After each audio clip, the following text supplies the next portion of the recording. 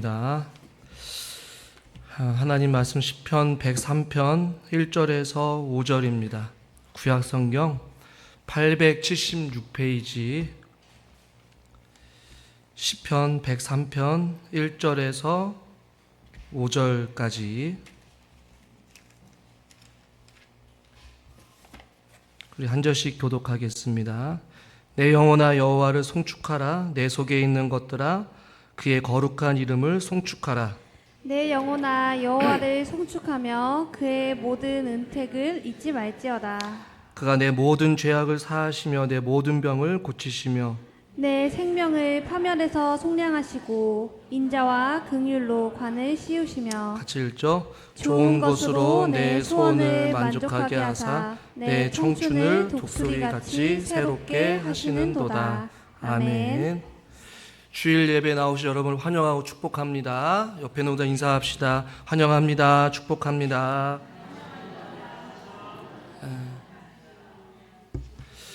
여러분들은 살아오시면서 2026년도 상반기에 혹시 여러분들에게 주신 찬양이 있습니까? 각자에게 아마 찬양이 있을 거예요.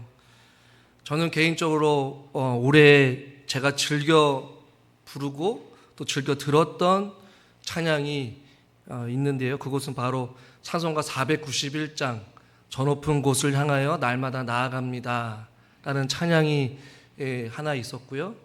또 하나는 저희 어머님이 저를 위해 또 기도하시면서 저에게 주신 찬양 광야를 지나며 라는 찬양, 또 하나는 내일일은 남 몰라요 이 찬양을 올 한 해 상반기 동안 계속해서 듣고 또 부르고 기도했던 찬양이었습니다.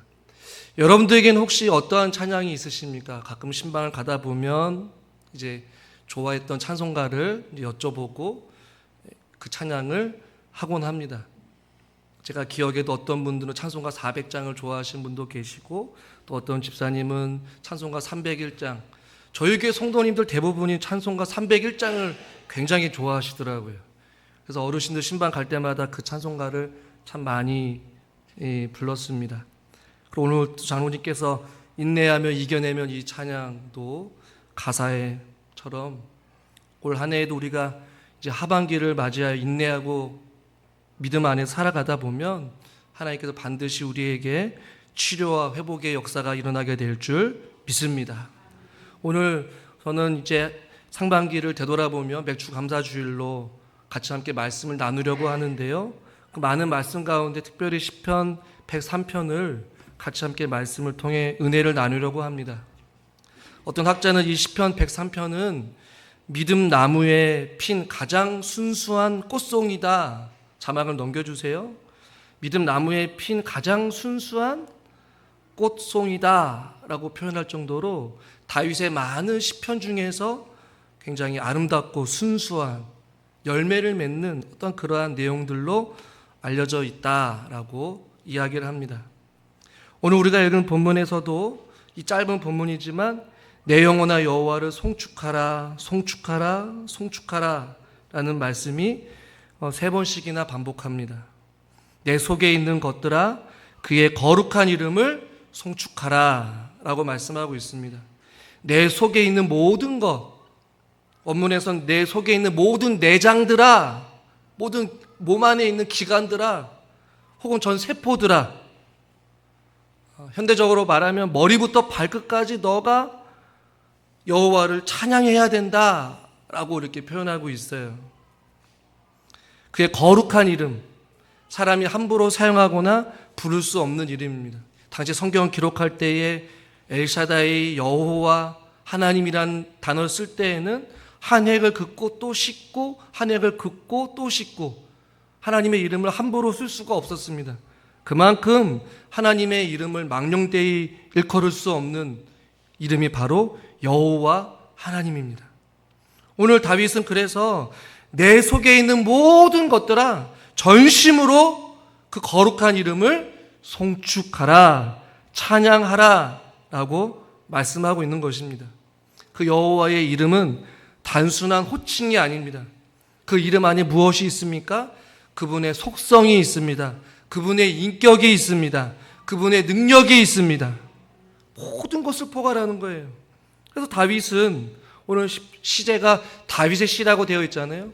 다윗은 그의 인생을 살아가면서 하나님의 이름을 찬양할 때에 그가 경험하고 누렸던 그 하나님을 찬양하는 고백들이 굉장히 많이 있어요.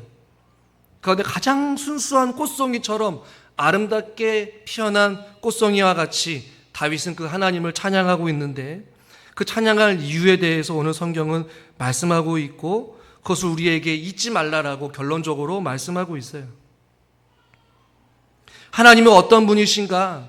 다윗은 내가 전심으로 내 속에 있는 모든 것들이 하나님을 찬양해야 될 이유들에 대해서 많이 있지만 그 가운데 오늘 성경을 통해서 함께 살펴보려고 합니다. 3절 말씀을 같이 한번 읽겠습니다. 같이 읽죠. 그가 내 모든 죄악을 사하시며 내 모든 병을 고치시며. 첫 번째로 다윗이 어떤 하나님을 찬양해야 되느냐? 죄악을 용서하시는 하나님을 찬양하라고 말씀하고 있습니다. 죄악이라는 것은 하나님의 뜻을 왜곡하는 것, 혹은 하나님의 뜻에 불순종하는 것을 이야기합니다. 가장 기본적으로 다윗이 하나님을 찬양해야 될 이유는 바로 우리의 죄악을 용서해 주셨기 때문에 그 은혜로 하나님을 찬양해야 된다라고 말씀하고 있습니다. 저는 올 한 해의 상반기를 되돌아보면서 우리가 하나님을 찬양해야 될 이유를 묻는다면 가장 먼저 우리가 기억해야 될 것은 바로 저와 여러분들의 죄를 하나님께서 용서해 주셨다라는 것입니다. 이것은 우리가 예수 믿음으로 말미암아 단발적으로 끝나는 것이 아니에요. 다윗이 찬양하고 있는 3절, 4절, 5절에 있는 모든 내용들이 미완료 시제입니다. 분사형이에요. 히브리의 독특한 문법인데요. 계속해서 과거에도 지금도 앞으로도 계속해서 이어지고 있는 사건들을 이야기하는 거예요. 죄악을 용서하시는 분이라는 것은 과거에 우리가 예수 믿었을 때에 하나님께서 우리를 죄와 사망 가운데서 구원해 주신 그 은혜도 있고, 지금도 우리가 살아가면서 지금도 우리의 죄악을 용서하시는 하나님, 앞으로도 우리의 죄악을 용서하시는 그 하나님을 찬양하라고 성경은 말씀하고 있는 거예요. 아직도 진행 중입니다. 한번 예수 믿고 구원받으면 끝나는 것 아닙니까? 무슨 회개가 필요합니까? 주님이 다 용서해 주는데 아니에요. 지금도 우리는 주님 앞에 우리의 연약함으로 인하여서 불순종하고 범죄하며 살아갑니다. 의인은 없습니다. 지금도 여전히 우리는 주님 앞에 회개하고 주님의 은혜를 구하며 살아가야 될 존재들임을 잊지 말아야 합니다. 그러나 나 같은 죄인을 살려주신, 그 죄악을 용서해 주신 그 하나님의 은혜로 말미암아 오늘 저와 여러분들이 이 자리에 서게 된 줄 믿습니다. 목사님 너무 식상하지 않습니까? 아니요. 우리 이 사실을 평생 잊지 말아야 돼요. 나의 죄를 용서하시는 분. 요한일서 1장 7절 같이 한번 읽겠습니다. 그 아들 예수의 피가 우리를 모든 죄에서 깨끗하게 하실 것이요. 아멘. 그 아들 예수의 피가 우리의 모든 죄에서 깨끗하게 하실 것이다. 오늘도 우리는 그 보혈을 의지하며 주님 앞에 나아가게 되는 줄 믿습니다. 오늘 이 아침에 우리는 기도해야 되는 것이요, 찬양하는 거예요. 예수의 거룩한 보혈로 우리의 죄를 용서하여 주시옵소서. 그리고 그 하나님을 찬양하는 것이죠. 주홍같이 붉은 죄 희게 하시고 허물과 죄로 죽을 수밖에 없는 우리들을 용서하여 주셔서 오늘도 주님을 예배할 수 있도록 오늘 허락하신 그 하나님, 그 하나님을 찬양할 수 있기를 주님의 이름으로 축원합니다. 그리고 그것을 감사해야 되는 거예요. 죄 많은 수많은 사람들 가운데서 저와 여러분들을 선택하여 주시고 우리를 용서하여 주신 그 하나님의 은혜, 그 사랑 감사해야 되는 것이. 두 번째 3절 하반절에 보니까 내 모든 병을 고치시는 분이라고 하나님 찬양하고 있습니다. 여기서 말하는 이 병을 고치신다 할 때 이 병이라는 단어가 단순히 육체의 신체적인 질병만을 의미하지는 않습니다. 매우 희귀한 단어입니다. 신체적인 질병뿐만 아니라 우리가 인생을 살아가면서 경험하게 될 모든 고난을 의미합니다. 마음의 질병, 육체의 질병, 이 모든 것들을 고치시는 분이 바로 하나님이심을 오늘 다윗은 찬양하고 있는 것이. 지금도 하나님은 우리의 영혼을 고치시고 우리의 육체를 고치시는 줄 믿습니다. 그 은혜로 우리는 살아가는 거예요. 성경을 통해 수많은 병자들을 고치신 예수님을 우리는 볼 수 있습니다. 하나님은 말씀으로 고치십니다. 예수님도 말씀으로 고치십니다. 우리의 병을 고치시는 분은 바로 여호와 하나님이십니다. 그럼 우리는 그 말씀을 신뢰하는 것이고 그 말씀을 붙잡는 것입니다. 왜요? 그 말씀은 살아있고 운동력이 있기 때문에 그렇습니다. 그 말씀은 변하지 않기 때문에 그렇습니다. 그 말씀으로 세상을 창조하셨고 그 말씀으로 죽은 자를 살려주셨고 그 말씀으로 병든 자를 고쳐주셨기 때문인 거예요. 내 모든 병, 주님은 못 고칠 병이 없으신 분이십니다. 지금도 고치고 계셔요. 말씀을 통해 하나님은 역사하시고 일하고 계십니다. 우리의 연약함을 어루만져 주시고 상한 마음을 고쳐주시고 육체의 연약함을 어루만져 주셔서 치료의 강선을 발하여 주시고 우리를 일으켜 세워주신단 말이에요. 우리는 그 은혜로 살았습니다. 우리의 병든 영혼을 고치시고 우리의 상한 마음을 위로하여 주시고 우리를 고쳐주시는 여호와 라파의 하나님이 우리와 영원토록 함께 하신다는 것이. 다윗은 나의 죄를 용서해 주시고 나의 병든 영혼을 고쳐주시는 그 하나님을 찬양하겠나라고 가장 먼저 말씀하고 있는 거예요. 한 해 절반을 되돌아보면서, 아니 우리 인생을 되돌아보면서 나 같은 죄인을 용서하시고 나를 고쳐주시고 치료하여 주시는 그 하나님, 우리가 일평생 주님을 찬양해야 될 이유이기도 합니다. 세 번째 4절 말씀을 같이 한번 읽겠습니다. 내 생명을 파멸해서 속량하시고 인자와 긍휼로 관을 씌우시며. 세 번째는 생명을 파멸해서 속량하시는 분입니다. 이 파멸이라는 단어의 원뜻은 구덩이, 무덤, 음부를 이야기합니다. 어둠의 세력에 놓여 있는 사람, 무덤에 놓여 있는 사람, 마치 죽어 있는 것입니다. 아니 죽은 자들입니다. 또 하나 구덩이라는 뜻이 있어요. 이 구덩이는 당시에 물을 저장시켜 놓는 저장소를 이야기합니다. 깊이가 5m에서 한 6m에 달아요. 그곳에 구덩이에 빠지게 되면 혼자서는 도저히 올라올 수 없는 것이 바로 이 구덩이고 파멸이라는 것이. 그런데 그 파멸, 그 구덩이에서 생명을 속량하시는 분, 어떻게 보면 구원의 의미도 있지만 우리의 인생에 있어서 수많은 구덩이에 빠져 있어서 우리 스스로 도저히 빠져나올 수 없는 그런 지경에 이르렀을 때에 우리 하나님이 우리를 어떻게 해주셨다는 얘기예요? 속량해 주셨다, 건져내어 주셨다, 꺼내 주셨다라는 의미를 가지고 있는 것이. 욥기 33장 28절, 하나님이 내 영혼을 건지사 구덩이에서 내려가지 않게 하셨으니 내 생명이 빛을 보겠구나 하리라. 내 영혼을 구덩이에서 건지셨다라는 얘기예요. 고난 없는 인생이 어디 있겠습니까?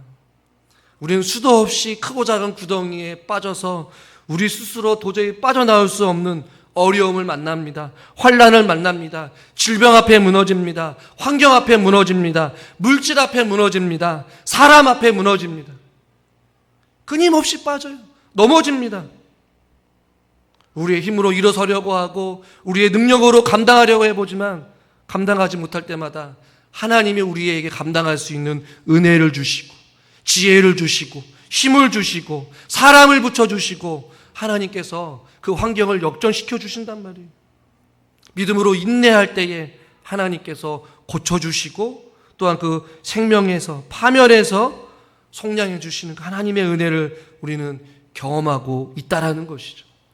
앞으로도 우리 인생길에 수많은 구덩이들이 있을 거예요. 우리를 죄악의 구덩이에 빠뜨리고 실망의 구덩이에 빠뜨리고 질병의 구덩이에 빠뜨리고 경제적인 물질의 어려움에 빠뜨려서 우리들로 하여금 낭망하게 하고 주저앉게 하고 불평하게 하고 좌절하게 만든단 말입니다. 그러나 기억하십시오. 그 파멸에서 우리를 건져내어 주시는 분, 우리의 손을 붙잡고 그 구덩이에서 꺼내어 주시는 분은 오직 하나님 한 분뿐이라는 사실을 여러분 잊지 마시기를 바랍니다. 다윗이 그랬어요. 수많은 적들 앞에서 혼자 있었습니다. 굴 속에 숨어 있었고 들에 숨어서 잠을 잤습니다. 주변에 다 자기를 죽이려는 사람들이 있었지만 그 수많은 구덩이 속에서도 위기 속에서도 하나님께서 그의 피난처가 되어주시고 반석이 되어주시고 피할 바위가 되어주셔서 다윗을 건져내어 주셨단 말이에요. 다윗은 그것을 고백하는 거예요. 파멸에서 속량해 주시는, 구덩이에서 건져내어 주시는 그 하나님. 혹시 여전히 내 스스로 도저히 빠져나올 수 없는 그러한 구덩이 속에서 주저앉아 혹시 계신 분 있습니까? 다시 눈을 들어 하나님을 바라보십시오. 하나님께 부르짖으십시오. 하나님을 향해 찬양하십시오. 주님, 나를 불쌍히 여겨주시고 나를 이 구덩이에서 건져내어 주실 분은 주님이시오니 주님, 나를 불쌍히 여겨주시옵소서. 네 번째는 4절에 나와 있습니다. 인자와 긍휼로 관을 씌우시는 하나님. 인자와 긍휼은 하나님의 말할 수 없는 사랑을 이야기하죠. 성경은 긍휼이 풍성하시고 주의 인자는 끝이 없다라고 말씀합니다. 예레미야 애가 3장 22절 23절 같이 한번 읽겠습니다. 여호와의 인자와 긍휼이 무궁하심으로 우리가 진멸되지 아니함이니이다. 이것들이 아침마다 새로우니 주의 성실하심이 크시도소이다. 아멘. 오늘도 저와 여러분들은 주의 긍휼과 주님의 인자하심 때문에 이 자리에 서신 것을 믿으십니까? 어떤 나이 많은 어르신이 이 폐 질환으로 인하여서 중환자실에 오랫동안 고도의 그 산소 호흡기를 의존하면서 살다가 극적으로 퇴원하였습니다.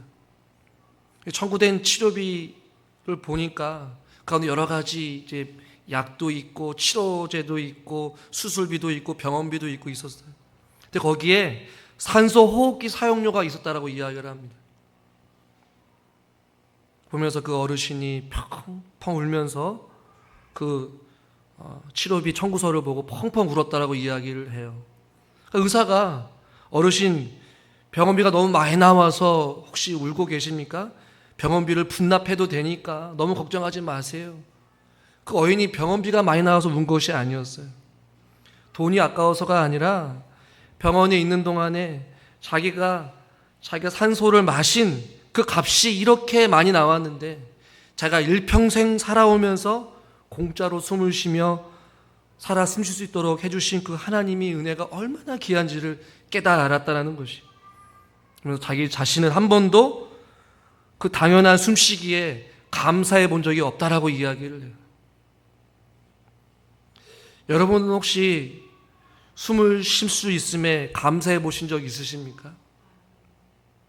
저도 얼마 작년에 재작년인가 숨이 가빠서 여러 가지 검사를 하면서 아무 이상이 없었지만 이게 숨을 쉬는 것이 얼마나 감사한지, 다리를 아파 본 사람은 걸을 수 있는 것이 얼마나 감사한지, 잘 듣지 못하는 사람은 잘 들을 수 있는 것이 얼마나 감사한지, 소화가 안 되고 치아가 없어서 먹고 싶은 것을 먹지 못할 때 먹을 수 있는 것이 얼마나 감사한지 생각해보면 모든 것이 은혜더라고요. 눈을 뜨고 숨을 쉬고 볼 수 있고 들을 수 있고 걸을 수 있고 뛰를 수 있고 앉을 수 있고 먹을 수 있고 잠잘 수 있는 것이 얼마나 감사한 것이. 근데 이 모든 것이 하나님의 인자와 긍휼로 우리가 그렇게 살아갈 수 있다라는 것이 당연한 것이 아니라는 것입니다. 하나님의 인자와 하나님의 긍휼로 오늘 저와 여러분들이 살아 숨쉴 수 있다라는 것이에요. 나는 없지만 남들이 가진 것으로 인하여서 원망하고 불평하기보다는 내가 가지고 있는 것 중에 내가 할 수 있는 것에 감사하고, 내가 먹을 수 있는 것에 감사하고, 내가 걸을 수 있음에 감사할 수 있기를 주님의 이름으로 축원합니다. 그것이 하나님의 인자와 긍휼하심이라는 사실을 우리는 잊지 말아야 되는 것이. 그리고 오늘 성경에 보십시오. 5절 말씀. 5절 말씀 우리가 좀 잘 익숙한 말씀이죠. 우리 5절 말씀을 같이 한번 읽겠습니다. 좋은 것으로 내 소원을 만족하게 하사 내 청춘을 독수리같이 새롭게 하시는도다. 다섯 번째는 좋은 것으로 우리의 소원을 만족해 하여 주셨다는 것이. 이 소원을 다른 성경 번역본에서는 내 입이라는 표현을 씁니다. 그러니까 그 좋은 것들로 너의 입을 만족해 하신 하나님을 찬양하라는 것이죠. 영양분을 공급하다라는 의미도 가지고 있습니다. 내가 지내온 세월 가운데 좋은 것들로 너의 입에 먹이신 그 하나님을 찬양하라는 얘기예요. 좋은 것으로 우리에게 채워주신 하나님, 한 영혼에게 만족을 주시고 우리의 필요를 공급하시며 우리가 원하는 것보다 그 이상으로 풍성하게 채워주신 하나님의 은혜에 감사할 수 있기를 주님의 이름으로 축원합니다. 좋은 것이라고 말씀하고 있어요. 하나님께서 주시는 것은 좋은 것입니다. 이것은 누구도 줄 수 없는 것이죠. 다른 그 무엇이 우리의 영혼을 만족시킬 수 없습니다. 오직 하나님께서부터 주시는 것이 우리의 영혼을 만족시킬 수 있는 것이에요. 성경을 보면 하나님께 우리에게 베풀어 주신 그 은혜는 우리에게 가장 좋은 것으로, 가장 필요한 것을 하나님의 때에 우리에게 공급해 주신다는 사실이에요. 여러분의 인생을 되돌아보면 그렇지 않습니까? 그러나 하나님은 우리에게 더 좋은 것을 주셔요. 그리고 바울은 이렇게 고백하고 이렇게 기도하라고 권면합니다. 에베소 3장 20절 같이 한번 읽죠. 우리 가운데 역사하시는 능력대로 우리가 구하거나 생각하는 모든 것에 더 넘치도록 능히 하실 이에게. 아멘. 에베소 성도들에게 너는 이렇게 기도하라라고 말하면서 너희들이 구하는 것, 너희가 생각하는 것보다 모든 것에 더 넘치도록 능히 하실 이가 바로 하나님이시다라는 것이죠. 우리가 하나님 앞에 구하는 것보다, 우리가 생각하는 것보다 더 넘치도록 우리에게 일하시고 공급하시고 채워주시고 좋은 것으로 우리를 만족해 하신 그 하나님이신 줄 믿으시기를 바랍니다. 좋은 것으로 더 넘치도록 우리에게 부어주셨어요. 이것이 단발적으로 끝나는 것이 아니라 이건 역시도 미완료예요. 계속해서 좋은 것으로 우리의 소원을 만족하게 하고 우리의 입을 만족하게 하고 우리 영혼을 살찌우고 우리의 필요한 것들을 공급해 주시는 하나님, 그 생수의 강이 여러분의 영혼 가운데 날마다 충만하게 흘러 넘쳐날 수 있기를 주님의 이름으로 축원합니다. 여섯 번째 5절 끝부분에 보십시오. 내 청춘을 독수리같이 새롭게 하시는도다. 할렐루야. 이 구절에서 제일 크게 아멘을 하신 청춘을 돌려달라. 독수리같이 새롭게 하시도다. 왜 이런 표현을 썼을까요? 우리는 직접 독수리를 동물원에서 봤지만 실질적으로 독수리가 어떤 존재인지 잘 알지를 못해요. 그러나 오늘 여기서 청춘이라는 것과 독수리라는 단어를 같이 비유적으로 표현하고 있어요. 왜 이렇게 표현을 썼느냐? 독수리가 나이가 들게 되면요, 털갈이를 하기 시작한대요. 근데 그 털갈이를 시작하는데 다시 젊음을 되찾는다는 얘기예요. 해마다 털갈이를 해서 새로운 깃털로 더 높이, 더 많이, 더 오랫동안 날 수 있다는 거예요. 그러니까 회생한다는 얘기예요. 그러니까 비유적으로 표현하면 내 청춘을 독수리같이 새롭게 하는 얘기는 마치 여러분의 치아가 다시 다 뽑히고 건강한 치아로 난다는 그런 의미. 여러분의 흰머리가 다 빠지고 검정머리로 난다는 것이고, 여러분의 노했던 그 무릎이 다시 통처럼 튼튼한 무릎으로 된다는 어떤 그러한 의미를 가지고 있는 거예요. 내 청춘을 독수리같이 새롭게 하시는 하나님. 이것이 여러분 이사야 40장 31절과 같이 연관시켜서 한번 생각해 봅시다. 같이 한번 읽어보겠습니다. 이사야 40장 31절 제가 읽어드리겠습니다. 오직 여호와를 앙망하는 자는 새 힘을 얻으리니 독수리의 날개치며 올라감 같을 것이. 여호와를 앙망하는 자는 새 힘을 얻는데요. 계속해서 새 힘을 부어주신대요. 독수리가 마치 털갈이를 하여서 느슨하고 털이 흐물흐물하여서 힘이 없는 그 털이 새로운 날개로 새로운 힘을 얻고 날아가듯이 우리에게 하나님을 앙망하는 자에게 날마다 새롭게 그렇게 은혜를 주신다라는 것이에요. 우리의 속사람은 날마다 후패해지나 우리의 속사람은 날마다 강건해지는 것처럼 오늘 우리의 청춘을 독수리와 같이 날마다 새롭게 하여 주시는 하나님의 은혜가 우리 가운데 있다라는 것이에요. 그럼 그 은혜를 인하여 감사하는 것이에요. 오늘을 살아갈 힘을 주시고 오늘 일할 수 있는 힘을 주시고 오늘 기도할 수 있는 힘을 주시고 오늘을 살아갈 수 있는 은혜를 주시는 그 하나님, 그 오늘이 매일같이 오늘이란 말이에요. 여호와를 그러니 앙망하는 자는 날마다 새 힘을 얻고 독수리가 날개를 치며 새 날개로 하늘을 창공하며 날아가듯이 하나님의 거룩한 백성들이 주님의 은혜를 찬양하며 감사하며 살아갈 때 하나님께서 여호와를 사모하고 주님의 은혜를 구하는 자들에게 그와 같은 은혜를 날마다 부어주신다라는 것이 멈추지 않고 말이죠. 우리는 그 은혜로 살아가야 될 줄 믿습니다. 이 모든 은혜를 다윗은 결론적으로 2절에 이렇게 말씀하고 있어요. 우리 2절 말씀을 같이 한번 읽어보겠습니다. 내 영혼아 여호와를 송축하며 그의 모든 은택을 잊지 말지어다. 아멘. 여기서 말하는 은택은 하나님께서 우리에게 하신 모든 일들을 이야기합니다.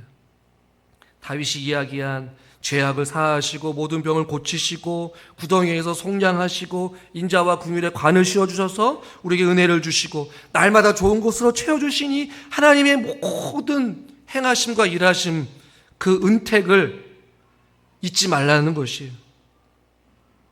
지금껏 하나님의 은혜로 살았고 지금도 일하고 계시고 역사하시는 그 하나님의 잊지 말라는 것이에요. 그러나 우리는 그것을 너무나도 잘 쉽게 망각합니다. 하나님의 은혜를 잊는 순간, 환경이 바뀌는 순간 하나님은 오고 간 데 없고 우리 마음대로 살아갑니다. 원망과 불평이 나오고 현재의 불안한 상황 속에 우리는 하나님의 은혜를 기억하지 못하는 경우들이 많이 있어요. 그러나 현실의 불안한 상황을 바라보지 말고 하나님께서 어떻게 일하셨고 어떻게 우리에게 역사하셨고 어떻게 응답하셨는지 것들을 기억할 수 있기를 주님의 이름으로 축원합니다. 이사야 말씀에 보면 이스라엘 백성들은 하나님께서 행하신 수많은 일들을 잊어버렸어요. 자, 이사야 1장 3절 말씀을 같이 한번 읽어봅시다. 소는 그 임자를 알고 나귀는 그 주인의 구유를 알건만은 이스라엘은 알지 못하고 나의 백성은 깨닫지 못하는도다 하셨도다. 아멘. 당시에 소다 나귀가 익숙한 동물이었어요. 소도 그 주인을 알고 나귀도 그 주인의 구유를 알아요. 강아지들도 주인이 알아요. 주인의 발자국 소리만 들어도 알아요. 그런데 하물며 우리를 죄와 사망 가운데서 구원해 주시고 지금도 좋은 것으로 우리에게 은혜를 베풀어 주신 그 하나님을 이스라엘 백성들은 알지 못하고 깨닫지 못한다는 것이 말이 안 된다는 것이죠. 소와 나귀를 이야기한 이유가 무엇이겠습니까? 짐승보다도 못하다는 것이, 짐승보다 무지하다라는 것이.